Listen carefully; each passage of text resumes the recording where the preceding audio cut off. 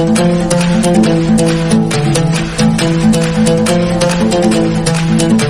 सभी वीडियो देखने के लिए YouTube पर टाइप करें पुलिस पाठशाला, जाएं मेरे चैनल पर और उसके बाद टैप करें प्लेलिस्ट में। यहाँ पर आप मेरे सभी वीडियो देख सकते हैं जिसमें travelling, current affairs, exam preparation और अदर वीडियो। आज लेक्चर नंबर 31 है और आज से हम लोग इन्वायरमेंट स्टार्ट करेंगे। इन्वायरमेंट पर्यावरण को स्टार्ट करेंगे और ये पर्यावरण जो अभी रेंजर का टेस्ट होने वाला है फॉरेस्ट का, छत्तीसगढ़ का और बाकी एग्ज़ाम जितने भी होते हैं वो सब मैं कवर करने की कोशिश करूँगा कि इसके माध्यम से आप लगभग सभी एग्ज़ाम की तैयारी कर सकें। तो सबसे पहले आज इस लेक्चर में मैं आपको ये बताऊँगा कि हम लोग अभी तक इस सब्जेक्ट में क्या क्या पढ़ेंगे। तो इसके टॉपिक कई हैं। पहला टॉपिक है पर्यावरण। पर्यावरण में इसकी परिभाषा, संरचना एवं प्रभाव, संगठन, मानव पर्यावरण संबंध, मानव व पर्यावरण संबंधी अवधारणा। एक बात और, हम लोग जो स्तर रहेगा क्लास का वो ये रहेगा कि आपको प्री और मेंस एग्जाम दोनों आपके इसमें कवर हो जाएंगे। आपको कहीं से कुछ अलग पढ़ने की ज़रूरत नहीं है। और इसके अलावा अगर कोई बुक आप चाहें तो हिंदी मीडियम वालों के लिए परीक्षा मंथन की एक बहुत अच्छी बुक है, जो एक छोटी सी बुक है। और इससे अच्छी लेना चाहें तो दृष्टि की है। इन दो बुक में से कोई अच्छी ले सकते हैं। इंग्लिश मीडियम वाले अपनी बुक देख लें। इसमें जो शंकर IAS के नोट्स हैं वो भी बहुत अच्छे हैं। बाकी इंटरनेट पर भी बहुत अच्छा मटेरियल है। तो क्लास में मैं कोशिश करूंगा कि लगभग हर टॉपिक आपके इसमें कवर हो जाए। तो दूसरा है अवनयन व प्रदूषण। अवनयन, इसमें वायु प्रदूषण, जल प्रदूषण, मृदा प्रदूषण, ध्वनि प्रदूषण, रेडियो धर्मी प्रदूषण, विद्युत चुंबकीय विकिरण प्रदूषण, ताप प्रदूषण, ठोस अपशिष्ट प्रदूषण, अपशिष्ट न्यूनीकरण चक्र, ई अपशिष्ट प्रदूषण, ये हम लोग पढ़ेंगे इसमें। मानव दिवस, इसके अलावा जैव विविधता का संगठन, इसमें जो सबसे इंपॉर्टेंट चीज़ होती है हर एग्जाम में ये पूछा जाता है कि राष्ट्रीय उद्यान, ये राष्ट्रीय उद्यान कहाँ पे है, वो कहाँ पे है। तो राष्ट्रीय उद्यान, वन्यजीव अभ्यारण्य, संरक्षण व सामुदायिक आगार, समुद्री संरक्षित क्षेत्र, पवित्र उपवन और जैव मंडल रिजर्व। इसमें इसकी संरचना क्या होती है, कार्य क्या होती है, भारत के जैव मंडल क्षेत्र कौन कौन से हैं, इसकी एलिजिबिलिटी क्या होती है, किस क्षेत्र को जैव मंडल कहा जाता है, इसकी परिभाषाएं क्या है, हम लोग इसके अंतर्गत सब चीज़ पढ़ेंगे। इसके अंदर वाह्य स्थान संरक्षण, वाह्य स्थान संरक्षण में बीज बैंक, जीन बैंक, निम्न तापीय संरक्षण, वनस्पति उद्यान और चिड़ियाघर। तो इसके बाद का जो टॉपिक रहेगा वो है भारत में जीवों के संरक्षण के लिए किए गए प्रयास। इसमें वन्य जीव संरक्षण अधिनियम पढ़ेंगे जो बहुत महत्वपूर्ण है, खासकर मेंस के लिए बहुत महत्वपूर्ण हो जाता है। पर्यावरण प्रबंधन के पारिस्थितिकी आधार क्या है, वन्य जीव संरक्षण परियोजनाएं, कौन कौन सी परियोजनाएं चलाई गई, जैसे प्रोजेक्ट टाइगर है या बाघ परियोजना है, गिद्ध संरक्षण परियोजना है और प्रोजेक्ट टाइगर व अन्य जो परियोजनाएं हैं जैसे प्रोजेक्ट एलिफेंट है, हिप्पो के लिए भी है। तो बहुत सारे जो एनिमल हैं उनके लिए कोई डिफरेंट टाइप के जो प्रोजेक्ट चलाए गए हैं वो हम सब इसमें पढ़ेंगे।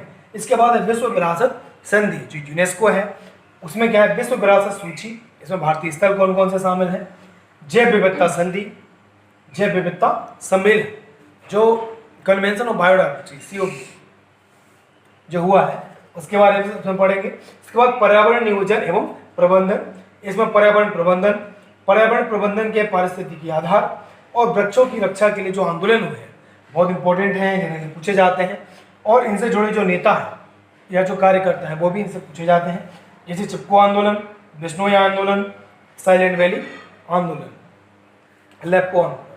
तो ये कई टाइप के जो आंदोलन है जो भारत के अन्य अलग अलग भागों में चलाए गए अलग अलग समय पे, तो वो हम लोग इसमें पढ़ेंगे।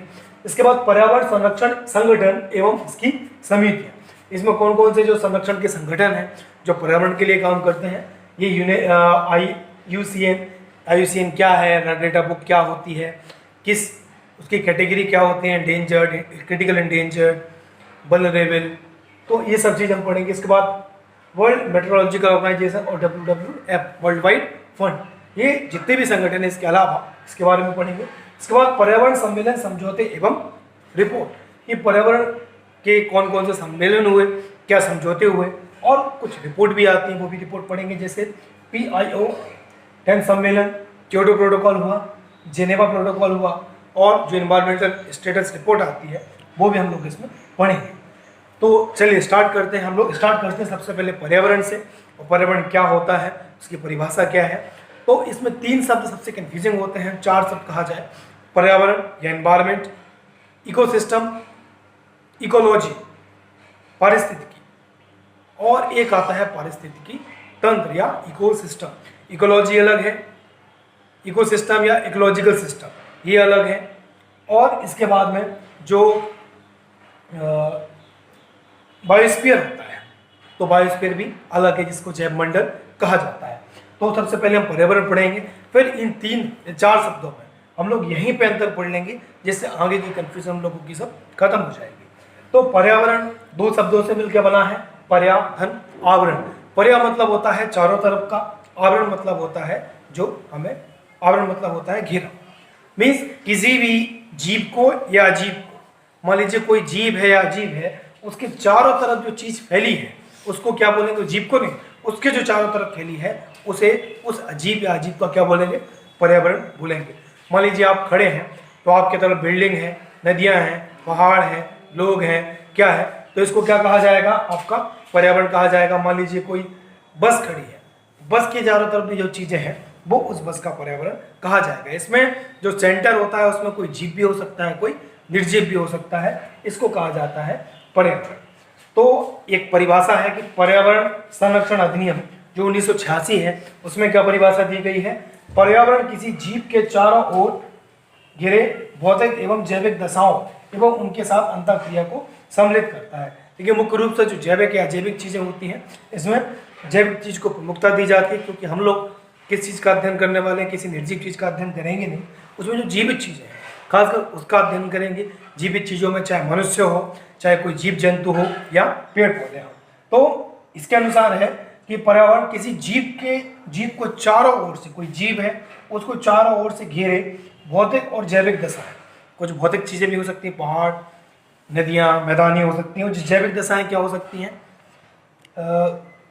जैविक दशाएं हो सकती हैं कि कुछ जो प्रक्रियाएं होती हैं, जैविक प्रक्रियाएं होती हैं वो हो सकती हैं। इसके अलावा बरसात, तापमान ये भी हो सकता है।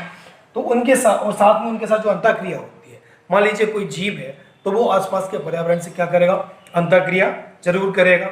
वो कहीं अगर वो उसके चारों तरफ पेड़ है तो उससे फल लेगा, नदी है तो उससे पानी लेगा, और कुछ ना कुछ हो सकता है उसमें छोड़े, प्रदूषण करे।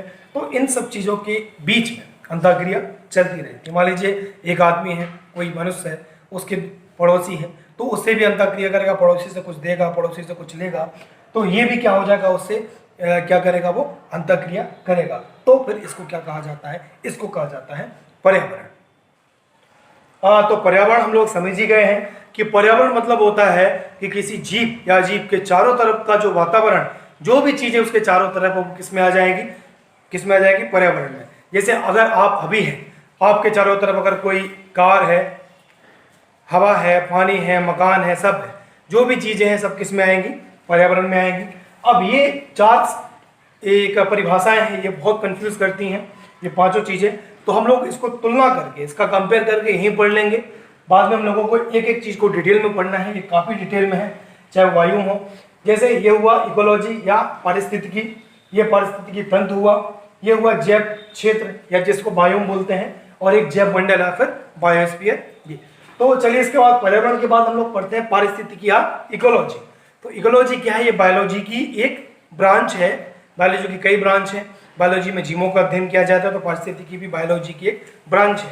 तो बायोलॉजी की एक ऐसी ब्रांच जिसमें जैव समुदायों का, उसके वातावरण के साथ संबंधों का अध्ययन किया जाता है। मतलब कोई भी जीव है, मान लीजिए कोई भी जीव है और उसके तरफ चारों तरफ का वातावरण है, उसमें जीव, इसमें क्या था, जीव और अजीब कोई भी हो सकते थे, लेकिन इसमें जो केंद्र में रहेगा, जिसका हम अध्ययन करेंगे, वो क्या रहेगा, जीव ही रहेगा।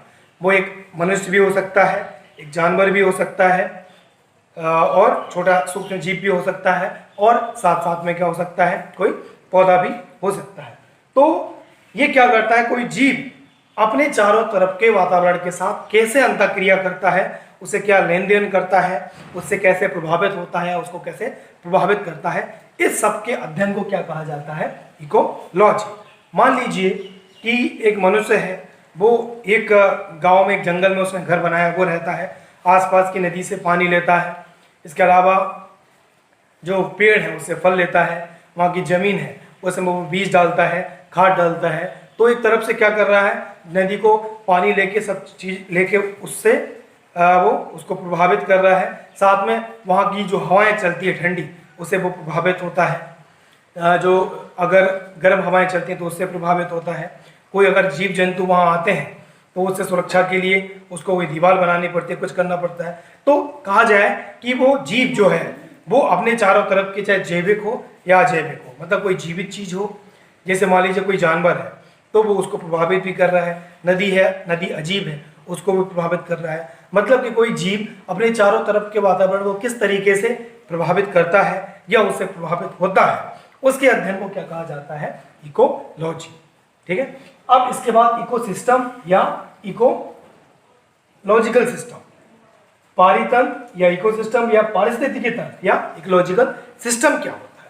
बिल्कुल जो ये वही है, मतलब कि एक जीव, एक प्राकृतिक इकाई जिसमें एक क्षेत्र विशेष के सभी जीवधारियों जैसे पौधे, जानवर या सूक्ष्म जीव अपने अजैविक पर्यावरण के साथ संपूर्ण जैविक इकाई बनाते हैं, उसको पारिस्थितिकी तंत्र कहा जाता है। मतलब कहा जाए कि एक निश्चित क्षेत्र, हम लोगों ने डिसाइड कर लिया कि 1 किलोमीटर बाई 1 किलोमीटर का एक क्षेत्र है, इसमें रहने वाले जितने भी जीव वो अपने आसपास के जो अजैविक पर्यावरण है, अजैविक मतलब होता है जो चीजें जीवित ना हो, जैसे मिट्टी है, आग है, पानी है, हवा है, तो एक निश्चित क्षेत्र में रहने वाले जो जीवित हैं वो अपने आसपास के अजैविक चीजों के साथ में किस प्रकार से संबंध स्थापित करते हैं, उनसे आपस में अंतःक्रिया करते हैं और वो सब मिलके क्या बना लेते हैं, एक इकाई बना लेते हैं। उसको क्या कहा जाता है, पारितंत्र। जैसे एग्जाम्पल लिया जाए, एक मछली है, तो मछली क्या करती है, पानी में रहती है, तो पानी में रहने के साथ में जो मछली हो गई वो जीवित, और मछली के चारों तरफ क्या होता है, कुछ पानी भी है, और जो पानी के ऊपर देखा जाए तो हवा है, हवा के अलावा मिट्टी भी है। मिट्टी, तो मछली क्या कर रही है, जो पानी है पानी से घुली हुई ऑक्सीजन लेगी, पानी का जो टेम्परेचर रहेगा वो मछली के जो बॉडी के टेम्परेचर को मेंटेन करेगा। उसमें नीचे जो मिट्टी है उसमें मिट्टी से कुछ पोषक तत्व पानी में घुल जाएंगे, वो पोषक तत्व मछली लेगी। तो मछली क्या कर रही है, अपने आसपास के जो अजैविक चीजें हैं उससे मिलके क्या कर रही है, एक सिस्टम बना रही है। इसी सिस्टम को क्या कहा जाता है, पारितंत्र कहा जाता है। और पारितंत्र के सेंटर में क्या होता है, एक जीव होता है, और उसके चारों तरफ क्या होते हैं, जीव और अजीव होते हैं। तो दूसरे तरीके से ये कहा जाए कि एक निश्चित क्षेत्र में जो जीव होते हैं वो अपने आसपास के अजैविक चीजों के साथ मिलकर उनके साथ अंतःक्रिया करके एक सिस्टम बना लेते हैं, एक तंत्र बना लेते हैं, उसी तंत्र को कहा जाता है पारितंत्र। इसका मतलब एक एग्जाम्पल और ले लेते हैं, जैसे मछली का एग्जाम्पल ले लेते हैं। मान लीजिए कोई भी जीव है तो उसको जिंदा रहने के लिए, अपनी प्रक्रियाएं चलाने के लिए बहुत सारी अजैविक चीजों की आवश्यकता होती है, उस वातावरण की आवश्यकता होती है। जैसे मछली देखी जाए तो जब मछली को हम लोग एक्वेरियम में रखते हैं तो उस मछली को जिंदा रखने के लिए हमको मछली को जो भी अजैविक चीजें जरूरी हैं वो भी अगर हम देते हैं तभी मछली जिंदा रहती है, वरना नहीं रहती। मान लीजिए हम लोग तालाब से कोई मछली अपने घर में लाए, घर में लाने के लिए हमने उसको बर्तन में रखा, मिट्टी में रखा, और पानी में रखा। अब वो आपको ये भी देखना पड़ेगा कि उस मछली जो है वो किस प्रकार के सिस्टम से आई है। वो या तो आप समुद्र से लाए या किसी खारी पानी की झील से लाए तो उसमें खारा पानी डालना पड़ेगा, मीठे पानी की झील से लाए तो मीठे पानी की झील में डालना पड़ेगा, वो मीठा पानी उसमें डालना पड़ेगा आपको बर्तन में। साथ में वो मछली कितने टेम्परेचर को सहन कर सकती है, मीन्स वो तापमान, किस प्रकार का तापमान उसको प्रभावित कर रहा था। अगर आप किसी रूस से, मान लीजिए रूस की झील की कोई मछली होगी तो वो ठंडे तापमान वाली होगी, और कॉन्गो की, इंडोनेशिया के किसी झील के नदी की मछली होगी तो गर्म तापमान वाली होगी। तो हमें ये भी देखना पड़ेगा कि उसको तापमान क्या चाहिए। तो मान लीजिए अगर ठंडा तापमान चाहिए तो उसका तापमान हमको मेंटेन करना पड़ेगा। इसके अलावा ये भी देखना पड़ेगा कि उस मछली का भोजन क्या था।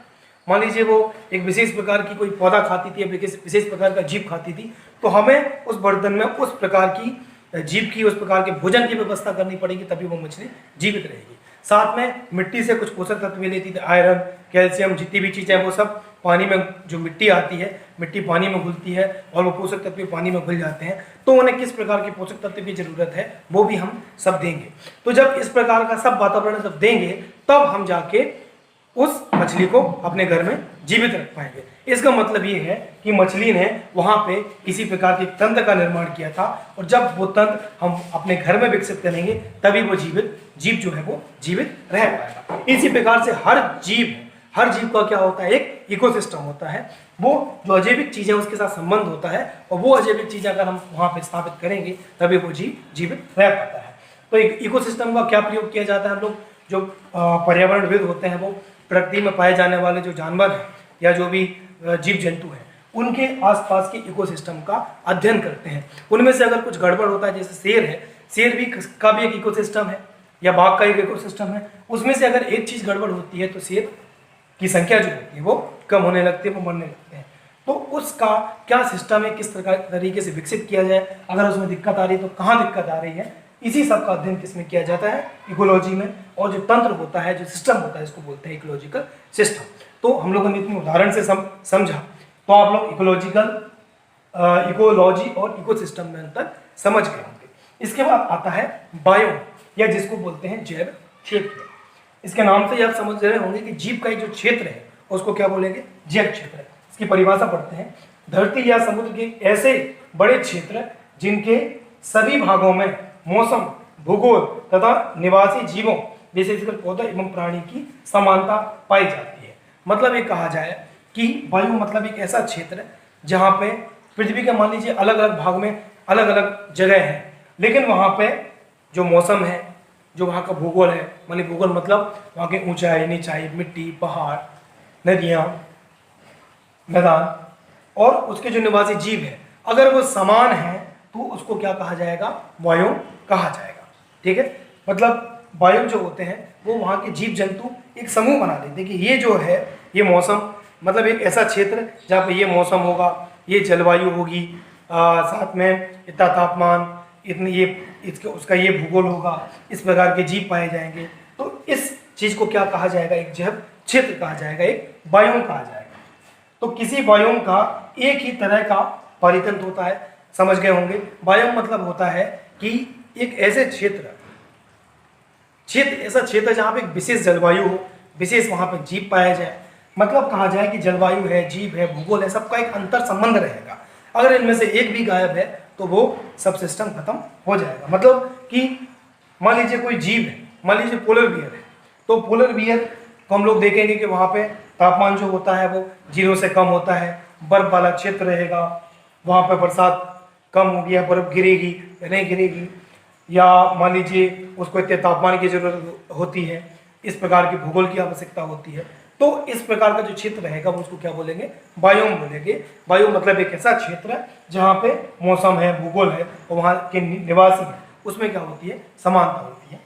किसी बायोम का एक ही तरह का परितंत्र होता है, परितंत्र भी क्या रहेगा उनका, एक ही तरह का रहेगा, जिसमें पौधे एक ही प्रकार की परिस्थितियों में पनपने की एक जैसे तरीके अपनाते हैं। जिसे हम लोग भूमध्यसागरीय क्षेत्र की बात करते हैं, तो भूमध्यसागरीय जो बायोम है, समझ गए, भूमध्यसागरीय ऐसा क्षेत्र जहाँ पे सब चीज़ें समान होती हैं। मान लीजिए भूमध्यसागरीय क्षेत्र का एग्जाम्पल लेते हैं, तो वहाँ पे क्या होता है, तापमान अत्यधिक होता है, बरसात वहाँ पे कम होती है, और वहाँ पे आर्द्रता कम होती है। इसलिए वहाँ के जो पौधे हैं, अब देखिए यहाँ पे जो ये हम लोगों को जो फिजिकल है, भौतिक पर्यावरण है, वो ऐसा मिला, तो वहाँ के जो पौधे रहेंगे वो क्या रहेंगे, ऐसे रहेंगे जो कम से कम पानी को लॉस करें। वहाँ की पत्तियाँ रहेंगी वो मोटी हो जाएंगी, पानी का वाष्पोत्सर्जन वो कम करेंगी। पानी कम इसलिए जड़ें जो हैं उनकी बहुत अंदर तक चली जाएंगी, पत्ते रहेंगे वो ज़्यादा से ज़्यादा हरे रहेंगे, मोटे रहेंगे, जो ज़्यादा से ज़्यादा वो वाष्प को क्या कर सके, अपने में स्टोर कर सकें। और साथ में वहाँ पे खट्टे फल के पौधे ज़्यादा पाए जाएंगे। सूखा है इसलिए वो कोशिश, जो पत्तियाँ रहेंगी वो कुछ कुछ कांटों में बदल जाएंगी। तो आप समझ गए होंगे कि इस प्रकार का एक पारितंत्र होता है।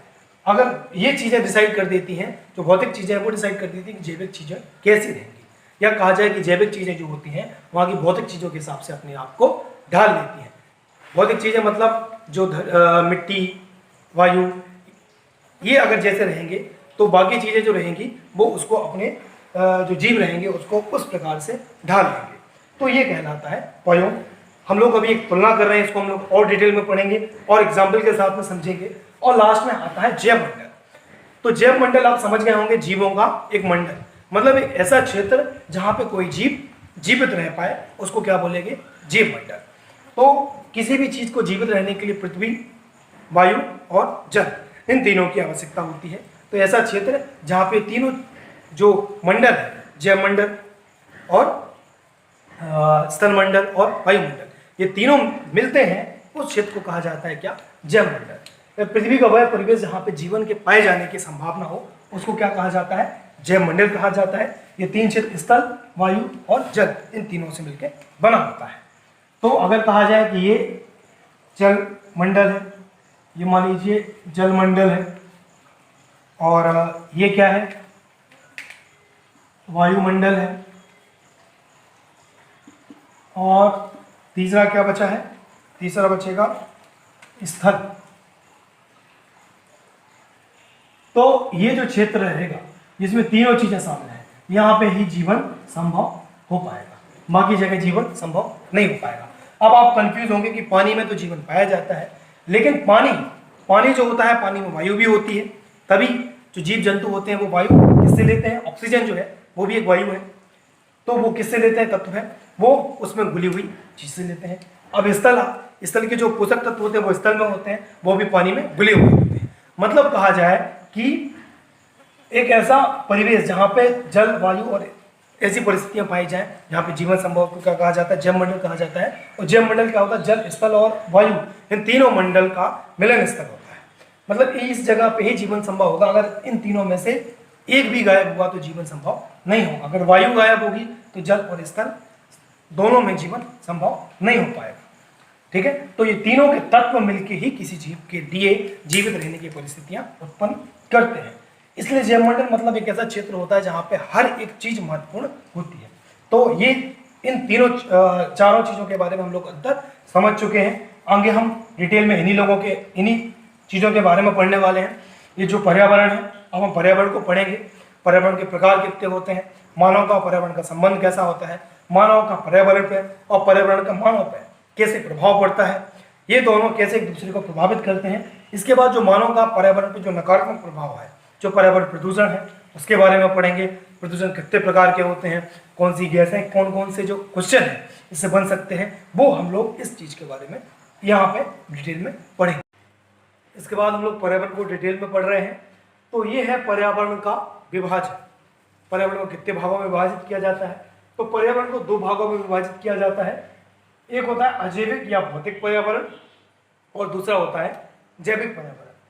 अब इसमें जो अजैविक या भौतिक पर्यावरण क्या होता है, आप इसके नाम से ही जानते होंगे। अजैविक मतलब अजीव, जो जीवित ना हो। जैसे क्या हो सकता है जीवित, मिट्टी, पानी, हवा, पत्थर, पर्वत, पठार, नदियाँ, ये सब क्या है, अजीवित चीजें हैं। तो पर्यावरण मतलब क्या होता था कि किसी भी जीव या जीव के चारों तरफ जो भी चीज़ है वो क्या है, पर्यावरण है। वो जीवित भी हो सकती है, अजीवित भी हो सकती है। और अगर जीवित है तो वो जैविक पर्यावरण, और जो अजीवित है तो अजैविक या भौतिक पर्यावरण कहलाएगा। इसमें पृथ्वी के अजैविक तत्व सम्मिलित किए जाते हैं, किसमें, अजैविक या भौतिक पर्यावरण में। और जैविक पर्यावरण में क्या किया जाता है, इसमें पृथ्वी के जीवित तत्वों को सम्मिलित किया जाता है। और जैविक तत्व कौन कौन से हो सकते हैं, पौधे, पेड़, घास, जीव जंतु और मनुष्य। चलिए, अब जो अजैविक पर्यावरण है इसको भी तीन भाग में बांटा गया है। पहला है स्थल मंडलीय पर्यावरण, वायुमंडलीय और जलमंडलीय। जलमंडल है तो जलमंडलीय हो गया, वायु है तो वायुमंडलीय हो गया, और स्थल है तो स्थल मंडलीय हो गया।